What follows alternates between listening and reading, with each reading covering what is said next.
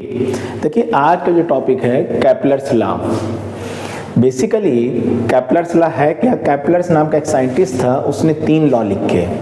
पहला लॉ तो बहुत ही सिंपल सा लॉ है जो केपलर्स ने लिखा कि planets move around the sun in the elliptical orbit with the sun at one of the foci of the ellipse. तो one of the foci of the ellipse, तो इसका मतलब हमको इलिप्स क्या चीज़ होता है पहले तो ये समझ लें। इलिप्स कोई ओवल शेप की जो ज्योमेट्री होती है इसको हम इलिप्स कहते हैं, और इसके 2 फोकस होते हैं, एक फोकस यहाँ होता है, एक फोकस यहाँ होता है।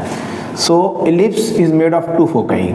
तो सन जो है कोई भी एक फोकाई के ऊपर यहाँ पर है, मान ली सन इस पॉइंट पे है तो इलिप्स की इस फोकाई पे सन है, और प्लैनेट्स जो है सन के चारों तरफ जिसको जो इसकी ऑर्बिट होती है प्लैनेट्स की, वो इलिप्टिकल होती है, वो सर्कुलर ऑर्बिट नहीं होता।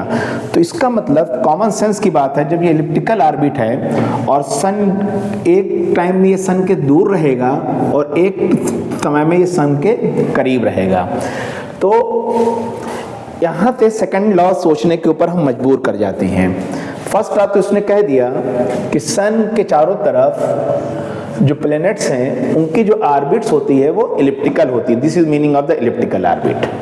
ठीक है। फिर सेकंड लॉ नाम का सेकंड लॉ लिखा केपलर्स ने, उसने लिखा the line joins any planet to the sun sweeps out equal area in equal inter of time. ये बहुत इंपॉर्टेंट कंक्लूजन है और ये बहुत नई चीज नहीं है। बेसिकली ये कंजर्वेशन ऑफ एंगुलर मोमेंटम से भी हम इस चीज को समझ सकते हैं। सपोज करिए ये एक यहाँ पे सन हो गया फोकस पे, और मान लिए ये एरिया जो बना रहा है ये एरिया ओ ए बी किसी पार्टिकुलर टाइम में ये यहाँ से यहाँ तक गया डेल्टा टी टाइम में, और ये यहाँ से यहाँ तक गया डेल्टा टी टाइम में। तो area of triangle O A B upon T equal to area of triangle O A dash B dash by T. ये सेम एरिया होंगे, ये इसका भी एरिया और ये दोनों से एरिया सेम होंगे। मीन्स अगर कोई प्लैनेट्स बी से ए तक जाता है डेल्टा टी टाइम में जो सन से दूर है, और जब वो सन के करीब आया और डेल्टा टी टाइम में सेम टाइम में वो ए डैश से बी डैश जाता है, तो ये इसका एरिया और इसका एरिया हमारा सेम होगा। ये केपलर्स ने कहा। इसकी प्रूविंग भी कर सकते हैं हम, लेकिन प्रूविंग अभी हम करना है, प्रूविंग जो है बहुत वैसे नहीं है। अगर आप प्रूविंग करना चाहे चलिए हम प्रूविंग भी करते हैं। क्यों सेम होगा? सपोज करिए जो एरिया हो गया आपका, ये डिस्टेंस r हो गई half r into V r into A B distance, और ये ए बी डिस्टेंस क्या हो जाएगी? This is the area.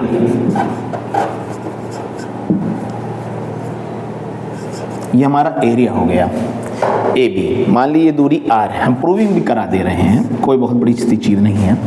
A B मान लीजिए v वेलोसिटी चल रहा है, इसकी वेलोसिटी v है, तो ए बी डिस्टेंस कितने बराबर हो जाएगी?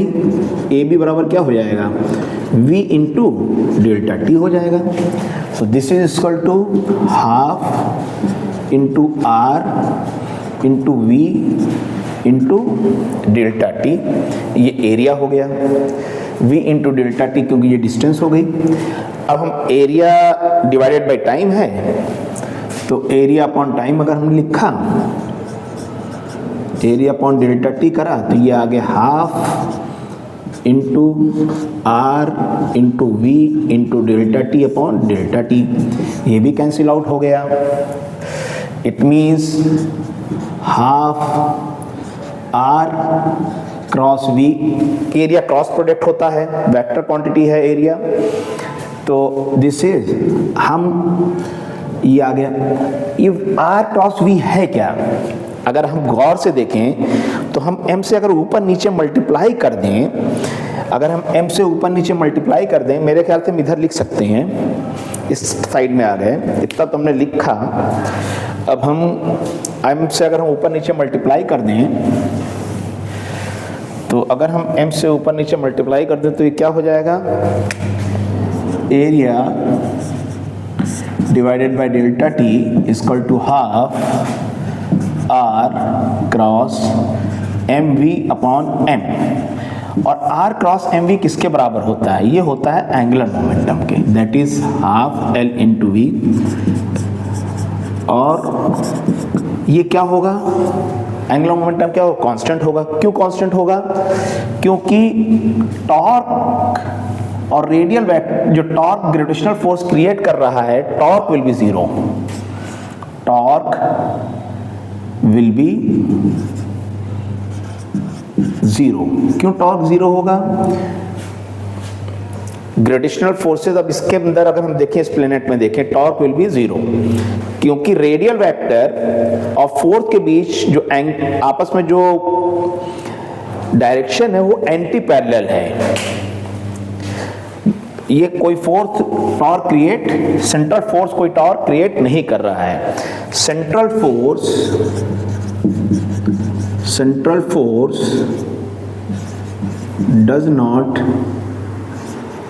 क्रिएट एनी टॉर्क, क्योंकि इन दोनों, क्योंकि फोर्स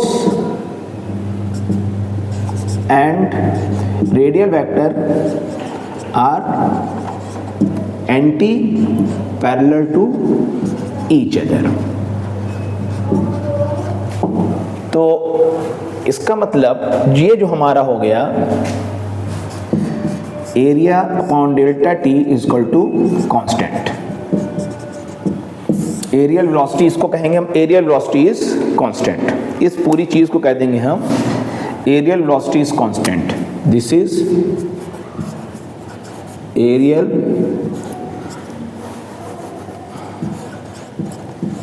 वेलोसिटी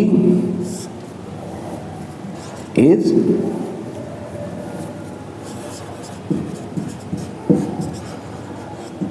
कांस्टेंट। इस चीज को कहते हैं हम areal velocity is constant. Areal velocity means that is area upon delta t. This is meaning of the areal velocity. अच्छा, means at half L by m, ये हुआ angular momentum. Angular momentum conserve क्यों हो रहा है, angular momentum conserve इसलिए हो रहा है क्योंकि एक्सटर्नल जो टॉर्क है वो जीरो होगा।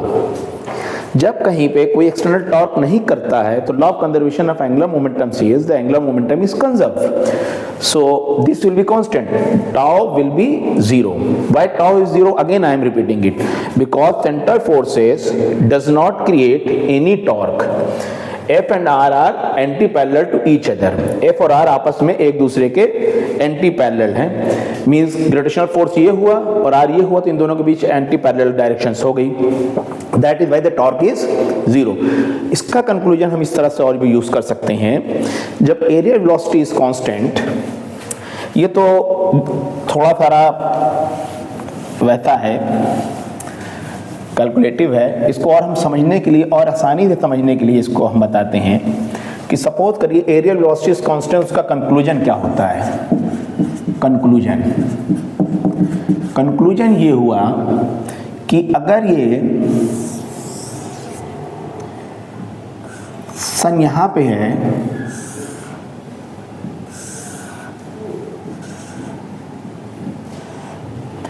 ये A से B तक t टाइम पे गया और ये A डैश से B डैश तक डेल्टा t टाइम में गया, तो कंक्लूजन क्या हुआ, इसका एरिया के लिए ये R1, मान लीजिए R1 है, R1 is more than R2, R1 is more than R2। It means जबकि area triangle OAB, area of triangle, area of triangle OAB is equal to area of triangle O A dash B dash and R1 is more than R2, तो जब दोनों triangle का area बराबर है तो A dash B dash AB should be less than AB के।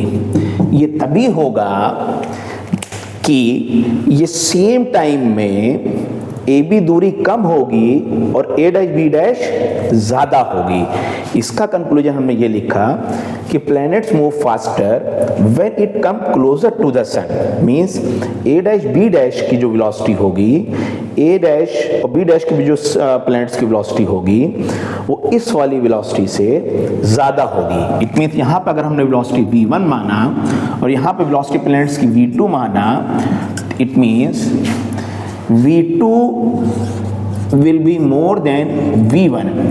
इसका conclusion, planets move faster when it comes closer to the sun। planets move faster when it comes closer to the sun। ये R है, this is R1, ये R1 है और ये V है। तो ये R1 मीन्स डिस्टेंस ये हुए, ये R1 हुआ और ये आपका R2 हुआ, ये डिस्टेंस है। तो इसका कंक्लूजन ये हुआ, planets move faster when it come closer to the sun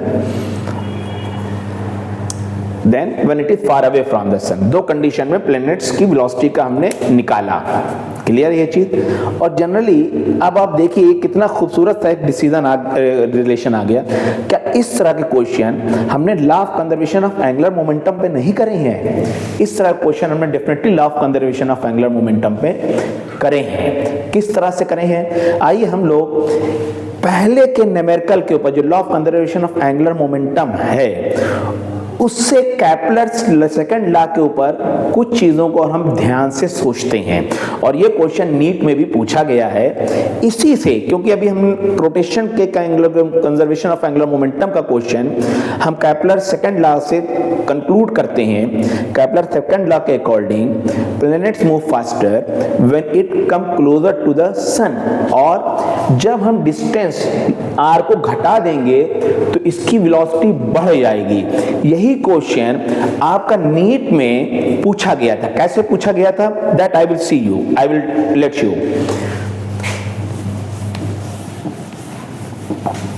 suppose करिए एक ये क्वेश्चन रोटेशन का क्वेश्चन है और ये हम कैपलर सेकंड लॉ से कर रहे हैं। कैपलर सेकंड लॉ में अगर हम देखिए, हमने कहा एक प्लैनेट से ये जब सन से r दूरी पे है तो इसकी वेलोसिटी v है, और यहाँ पे हमने कहा जब कोई चीज़ एक सर्किल से आ रहा है और ये इसकी वेलोसिटी v है, मीन्स एक क्वेश्चन क्या कह रहा है,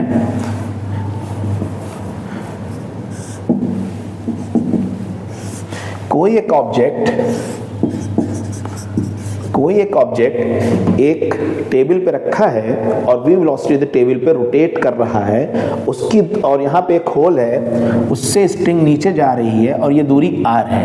हमने क्या काम किया, ये v वेलोसिटी से इसकी तरफ रोटेट कर रहा है, चारों तरफ इसका मास m है, ये v वेलोसिटी से सर्कुलर ऑर्बिट में रोटेट कर रहा है। अब हमने कहा इसको हमने इसकी दूरी r/2 कर दी, अब इसकी वेलोसिटी कितनी होगी, ये क्वेश्चन बना। इसी क्वेश्चन को हम यहाँ पे देखें, जब प्लैनेट यहाँ से r दूरी पे है तो इसकी वेलोसिटी v है, और जब प्लैनेट सन के करीब r/2 दूरी पे होता है तो इसकी वेलोसिटी क्या हो जाएगी। मैंने इस क्वेश्चन को कैपलर्स लॉ पे लाके कर दिए। मीन्स जो कैपलर सेकंड लॉ है basically law of conservation of angular momentum ही है। इसका मतलब ये हुआ क्योंकि इसके ऊपर टॉर्क जीरो है। टॉर्क क्यों जीरो है? रेडियल वेक्टर और फोर्स की डायरेक्शन जो है आपस में एंटी पैरेलल है, तो net torque is zero. So conservation of angular momentum, conservation of angular momentum L1 equal to L2 के, यहाँ पे कंडीशन L1 ले लिया, यहाँ पे कंडीशन L2 ले लिया, और यहाँ पे भी क्योंकि कोई टॉर्क एक्सटर्नल टॉर्क नहीं लग रहा है तो यहाँ पर भी angular momentum L1 equal to L2 हो गया। और एंगुलर मोमेंटम क्या हुआ इस कंडीशन में? mv into r means linear momentum ये हुआ आपका mv, ये दूरी कितनी हुई r, इसको r से हमने मल्टीप्लाई कर दिया तो हमको क्या मिल गया, एंगुलर मोमेंटम। फर्स्ट कंडीशन में that is equal to what, mv into what, r/2k। तो कंजर्वेशन ऑफ एंगुलर मोमेंटम जो है, कंजर्वेशन ऑफ एंगुलर मोमेंटम अगर देखेंगे तो L1 बराबर क्या हो जाएगा आपका L2k। तो यहाँ पे हो गई mvr equal to mv dash into r/2, ये कट गया और v डैश इक्वल टू क्या हुआ, 2v हो गया। इट मीन्स जब प्लैनेट सन के करीब आ गया तो इसकी वेलोसिटी डबल हो जा रही इन केस ऑफ इन दोनों की रेडियस हमने दी हुई है। यहाँ की दूरी r, ये दूरी r/2 है। अब जबकि हम इसको इसेंट्रिसिटी के फॉर्म में निकाल सकते हैं, E is known as eccentricity. ये पहले इस पे क्वेश्चंस बनते थे तो हम E के फॉर्म में भी ये इन दोनों के बीच में रिलेशन निकाल सकते हैं। और यहाँ पे जब ये r/2 दूरी पे तो वेलोसिटी कितनी हो गई, ये m और m कैंसिल हो गया, v dash equal to 2r के, sorry v dash equal to 2v की वेलोसिटी बिकम डबल। हम देख रहे हैं, हम बार बार इस चीज के ऊपर फोकस कर रहे हैं, जब कोई चीज सर्कुलर ऑर्बिट में या एलिप्टिकल ऑर्बिट में रोटेट कर रही है तो जब वो सन से दूर है तो उसकी वेलोसिटी कम हो रही है, और जब वो सन के करीब आ रही है तो उसकी वेलोसिटी बढ़ रही है। ये हम इस न्यूमेरिकल से भी समझ सकते हैं, और ये यहाँ पे हम कंजर्वेशन ऑफ एंगुलर मोमेंटम लगा के यहाँ पर भी देख सकते हैं। ऐसा क्यों हो रहा है, कैप्लर्स ने कहा क्योंकि areal velocity should be constant, और अगर हम कंजर्वेशन ऑफ एंगुलर मोमेंटम लगाएं तो angular momentum should be conserve, वहां से भी आ रहा है। Areal velocity should be constant, it means planet should move faster when it comes closer to the sun. Planet ज्यादा तेज चलेगा जब वो सन के करीब आएगा, इसलिए ऐसा है। Third law says the square of the time period or the revolution of a planet is proportional to the cube of semi-major axis of the ellipse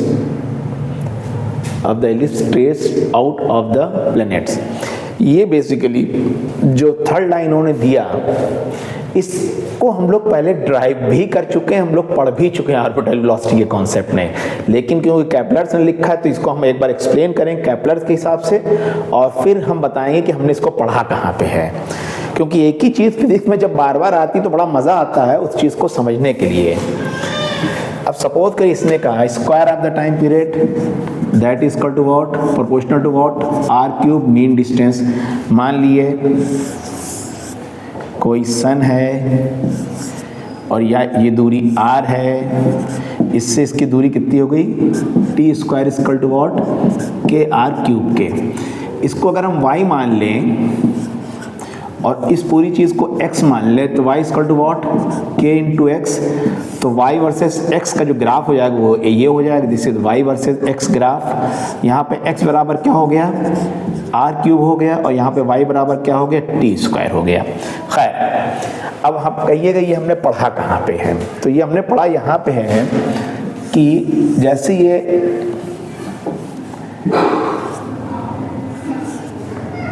हमने जो ऑर्बिटल वेलोसिटी पढ़ी थी mv square by r equal to g m by what, r square, ये m और m cut गया और ये r और r कट गया, तो v square equal to g m by what r। हम इसको कह सकते हैं constant v equal to G M E by R, and omega बराबर होता है v by R. So that is under root G M E into R into 1 by R. तो omega equal to under root G M E upon R 1/2 into R की power 1। इसको हम पूरी चीज़ को constant लिख सकते हैं, that is C upon R की पावर 3/2, क्योंकि 1/2 प्लस 1 करेंगे तो ये आ जाएगा 3/2। T equal to 2 pi by omega, that is 2 pi C by R 3/2, that is 2 pi R 3/2 again C. Make it again constant. It means P is equal to R32 RT square equal to CR cube के। Basically ये यही orbital velocity वाला expression है जो कि घूम के Kepler's ने कह दिया। तो इसमें कोई बहुत बड़ी चीज़ नहीं है, फिर से मैं एक्सप्लेन कर रहा हूँ। Orbital velocity mv square by R, centrifugal force बाहर की तरफ लगेगा, ग्रेविटेशनल फोर्स ये अंदर की तरफ लगा, G m by R square, ये हमने यहाँ पे वैल्यूज रखी और इसके यहाँ पे रखी आर स्क्वायर, और ये m कट गया तो v स्क्वायर हमारा आया G M E by what R के, V orbital G M E by R के, ओमेगा बराबर वी बाई आर, वी की जगह पे हमने इसको रख दिया, आर की जगह पे 1/r रख दिया, under root G M E R की आर पावर में तो 1/2 एंड आर, सी आर की power 3/2 and T equal 2 pi by omega 2 pi by C into 2 pi C R 3/2। एक रूल है, कांस्टेंट और कांस्टेंट से मल्टीप्लिकेशन होता है, you will always get the constant. तो that is T equal to C R 3/2, T square equal to C R cube के। Very good. तो ये चीज़ आपके समझ में आ गई होगी। Square of the time period is proportional to the cube of the mean distance from the sun, यही केपलर का सेकंड लॉ है जो कि हमने ऑर्बिटल वेलोसिटी से भी निकाल लिया। अगर हमको ये ना दिया रहता तो भी हम इस चीज़ को करते हैं, मगर जनरली जब न्यूमेरिकल्स वगैरह करेंगे तो अगर हमको ये चीज़ याद रहेगी तो न्यूमेरिकल्स हमारा आसानी से हो जाएगा। अब आता है एक बहुत ही इंपॉर्टेंट कॉन्सिक्वेंसेस है कि gravitational forces, total energy of the satellite. अब आता है concept of the total energy. अब थोड़ा सारा अगर हम इलेक्ट्रोस्टैटिक्स के बारे में जानना चाहें या ग्रेविटेशनल फील्ड स्ट्रेंथ को हम और एलोबरेट करके पढ़ना चाहें और आगे पढ़ना चाहें तो वो कैसे करेंगे। Total energy of the satellite क्या होता है? Total energy of the satellite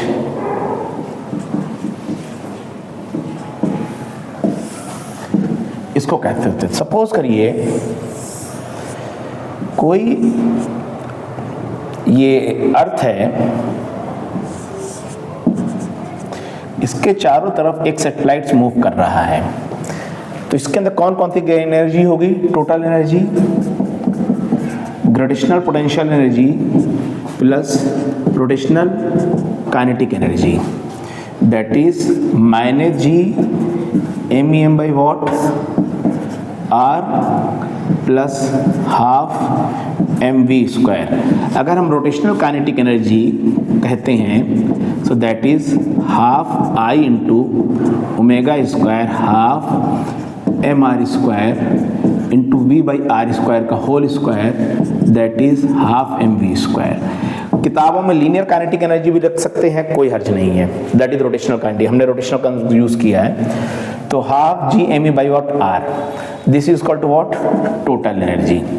अगर हम देखें इसमें M V square by R बाहर की तरफ लग रहा है, अगेन बार बार ये कॉन्सेप्ट घूम घूम के आएगा और बच्चे लोग पजल मत होइएगा, क्योंकि यही चीज़ सेम चीज़ हाइड्रोजन स्पेक्ट्रम में चली जाएगी, इलेक्ट्रोस्टैटिक्स में चली जाएगी, सेम कॉन्सेप्ट, कोई अलग से कॉन्सेप्ट नहीं आएगा। फिजिक्स में तो ये हुआ G M E M by what are square equal to M V square by R, ये आर और आर कैंसिल हो गया, 1/2 G M E M upon R equal to half M V square के। इस चीज़ को उठा के हम यहाँ पे रख देंगे। तो total energy equal to GeM by watt R plus half GeM by watt R. It means total energy is equal to minus GeM by watt 2R. मजेदार एक्सप्रेशन आ गया, total energy equal to what GeM by what 2R। अगर हम कहें observation, इससे हम observation क्या conclusion निकाल रहे हैं, यही चीज़, यही कॉन्सेप्ट आपका हर जगह चला जाएगा। कंक्लूजन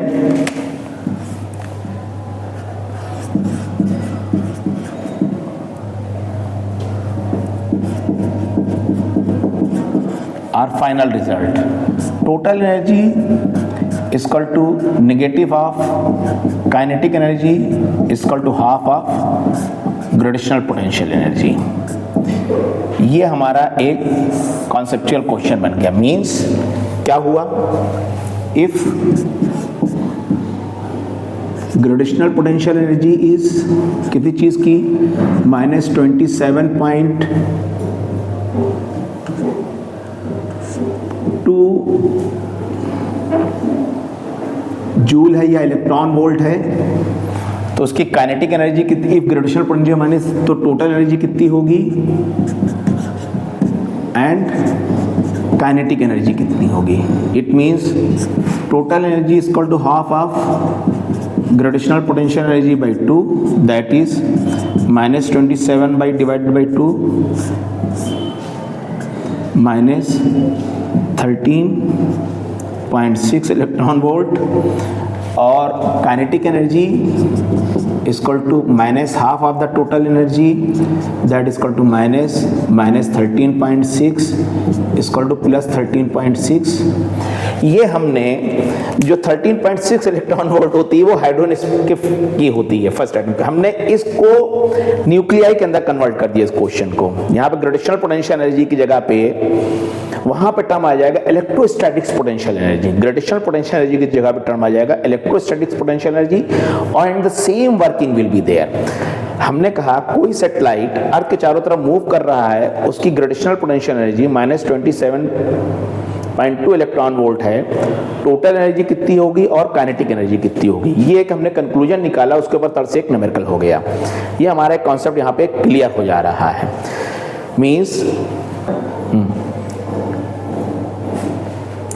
तो यहाँ पे हमने एक कंक्लूजन देख लिया कि अगर इसकी क्वेश्चन बना, फिर से कह रहे हैं हम, किसी चीज़ की gravitational potential energy -27.2 electron volt है, तो उसकी काइनेटिक एनर्जी कितनी होगी और इसकी पोटेंशियल एनर्जी कितनी होगी। ये हमने एक कंक्लूजन निकाला था इस रिजल्ट के ऊपर, इसी का यूज़ करेंगे हम, तो टोटल एनर्जी हो जाएगी ग्रेविटेशनल पोटेंशियल एनर्जी की आधी, और काइनेटिक एनर्जी हो जाएगी negative of the gravitational potential energy.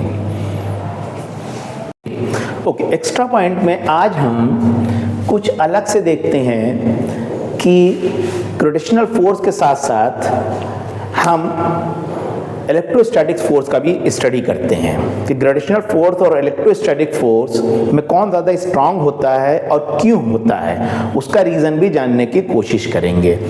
Means अगर हम आपसे कहें एक प्रोटॉन है और यहाँ पे एक प्रोटॉन है, ये दोनों प्रोटॉन आपस में रिपेल करते हैं, प्रोटॉन प्रोटॉन आपस में एक दूसरे को रिपेल करते हैं, और ये इलेक्ट्रॉन, प्रोटॉन और इलेक्ट्रॉन आपस में एक दूसरे को अट्रैक्ट करते हैं। तो हम स्टडी करेंगे ग्रेविटेशनल फोर्सेस, ग्रेविटेशनल फोर्सेस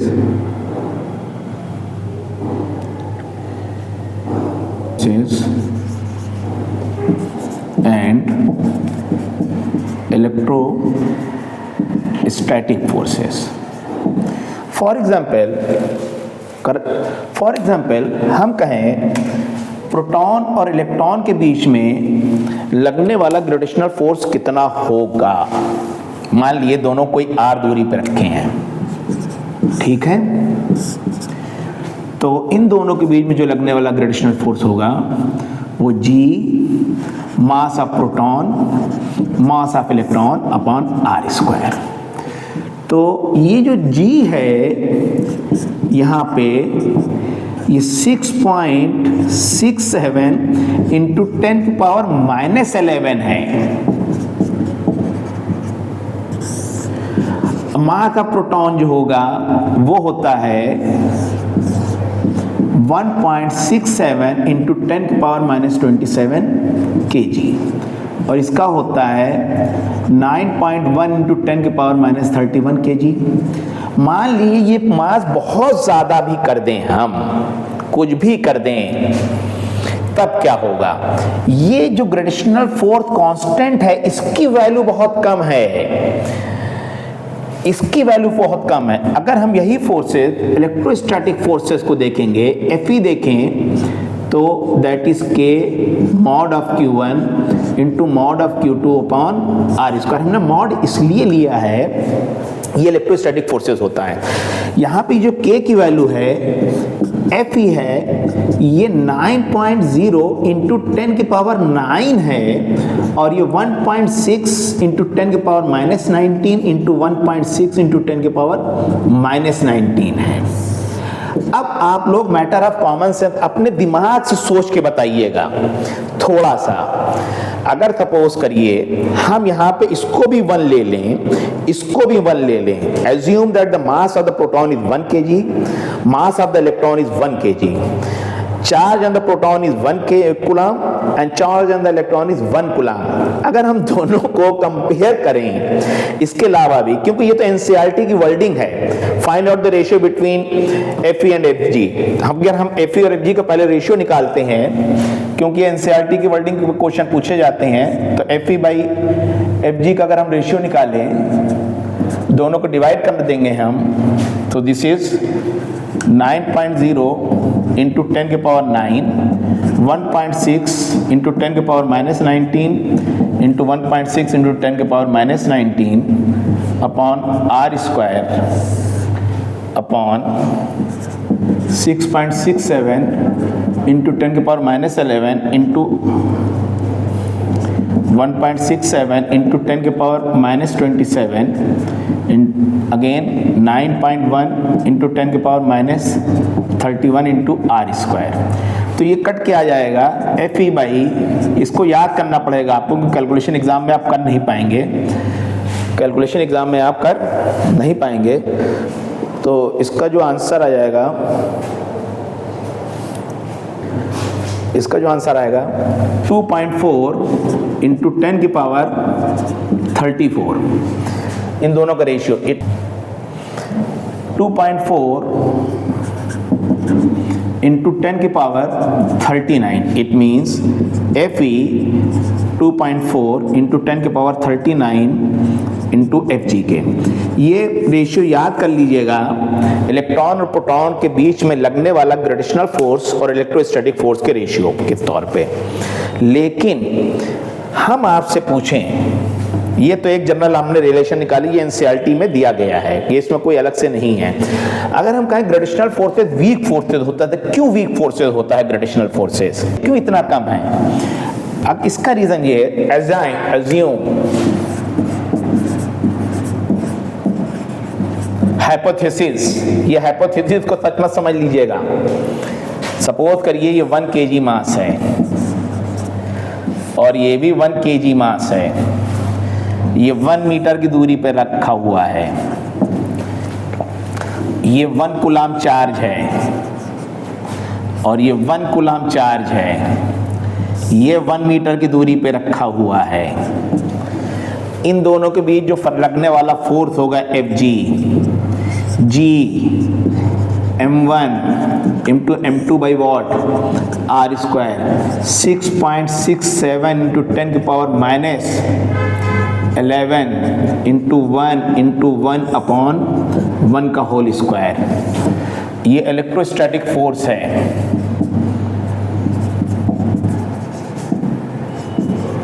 इसका जो फोर्स Fg लगेगा Fe दैट इज K।